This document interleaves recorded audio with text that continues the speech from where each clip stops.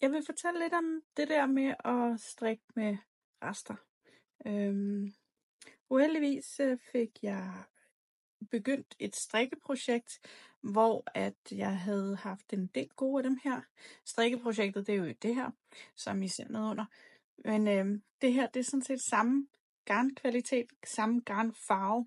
Men fordi det ikke er farvet i samme batch, så kommer det til at falde lidt forskelligt ud. Og jeg ved ikke, om man kan se det på i filmen her, men der er en lille smule farveforskel. Og det er måske ikke så tydeligt lige nu, men det vil være tydeligt, hvis det står over for hinanden i en trøje, for eksempel hvis man bare skifter over, uden at lave et nyt element. Men det snakker vi om lige om lidt.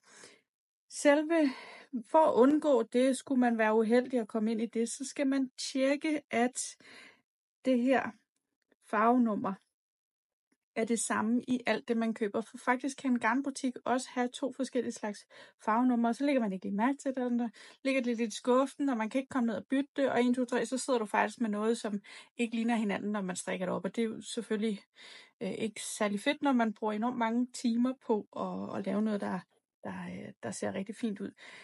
Det her, det er en ting.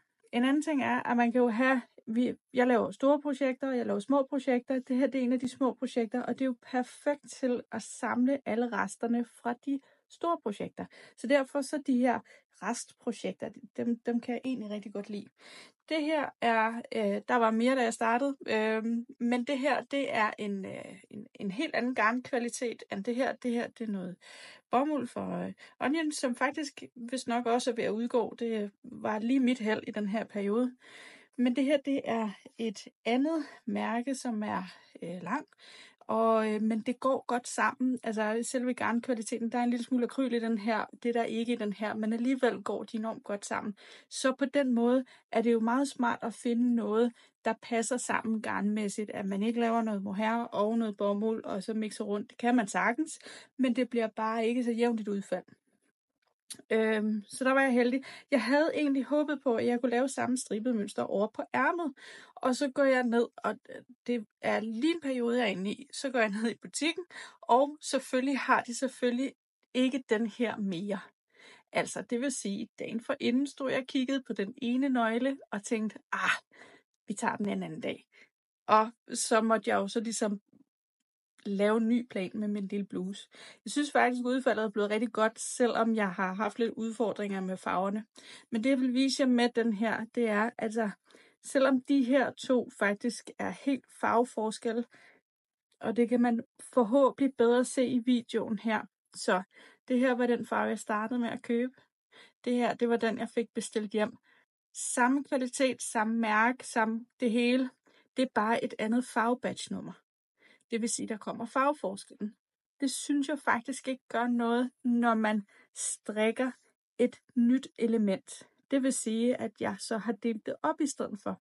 Så egentlig vil jeg lave den her video for sådan lige at give lidt inspiration til, at de der dumme rester, der ligger nede i skuffen, faktisk bliver brugt til noget, der ser super fedt ud.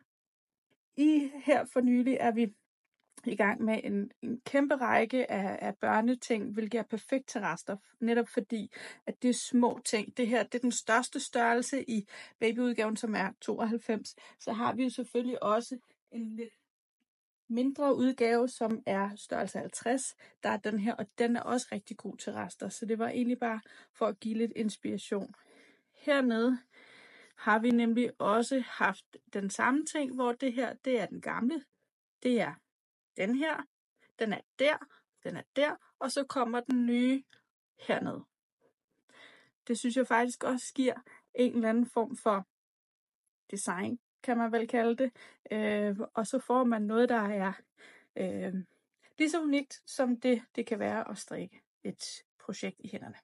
Så det var egentlig bare det, jeg havde at sige for i dag. Jeg håber, at du får inspiration til at grave ned i din gamle rester, dine gamle garnrester og finde et eller andet fedt. Der kommer en række af nye opskrifter inden for babytøj. Det her, det er en bluse, der hedder Freja blusen.